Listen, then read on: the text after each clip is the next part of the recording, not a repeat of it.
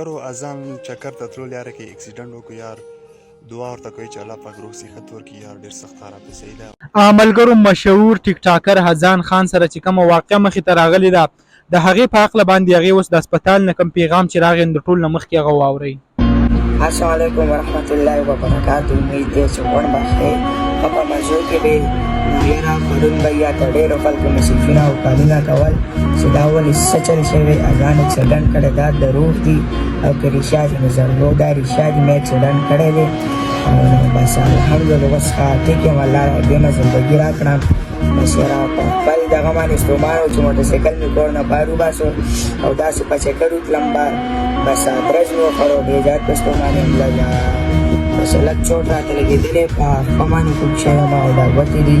او بس دا لاس مې لږ لګېدلی او زما د سیټه دا تاسو ته ورکوټ غوښتل میسج او اپیل دی چې خپل ورونو له او بچو له موټرسایکل یې مه ورکوئ کوم چې واړه ماشومان یي بس بیا به پسې ستومانې او زما غوڼ فرینډز ته دا اپیل دی چې الحمدلله زه اوس ښه یم. نو کوم دغه ویډیو کوم پیغام چې و هغه راغی د حزان په هکله باندې هغه تاسو سره برپور مونږ شریک کو لکه ستاسو یاد وي د پرون نه چې کوم دی یو څو ویډیوګانې هغه په ټیک ټاک شیر کېږي په کوم کې چې خلکو لیکلي چې حزان هغه وفات شو څوک وایي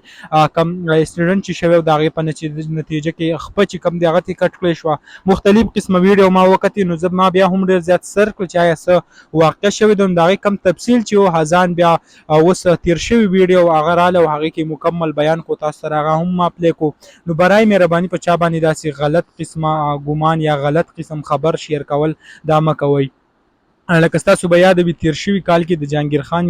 هم دغسې خبر راغلی او په هغې کې خلکو ویل چې آیا جهانګیر خان وفات شوی دی نو جهانګیر چې بیا کله راغی او ویډیو یې وکړه په هغې کې ویل چې آیا زما کم فیملي ته تاسو دونه ډېر تکلیف ورساو وایي زه چې کله خپل په ګاډي کې روان وم نو ما ته رنګونه شروع شو چې آیا په تا باندې څه چل شوی دی نو ما چې کور ته رنګ وکړو نو زموږ په کور کې وایي هم چغې شروع وې چې دا چې کوم دی هغه اکسیډنټ کړی دی د هغې په نتیجه کې وفات شوی دی نو زه تاسو ټولو ته وایم چې یو غلط خبر هغه مه شیر کوئ چې یو کار هغه شوی نه وي او تاسو لګیا یې هغه شیر کوئ نو اذان هم اخر په دې مجبوره شو د هغې کوم تفصیل چې دی هغه مکمل هغه بیان کو نو دغه ویډیو به تاسو سره شریک کړه امید لرم ویډیو مو خوښه شوي که ویډیو مو خوښه شوي ویډیو لایک کړئ او که زموږ په چینل نه وي چینل سبسکرایب کړئ د داسې نورو ویډیوګانو لپاره.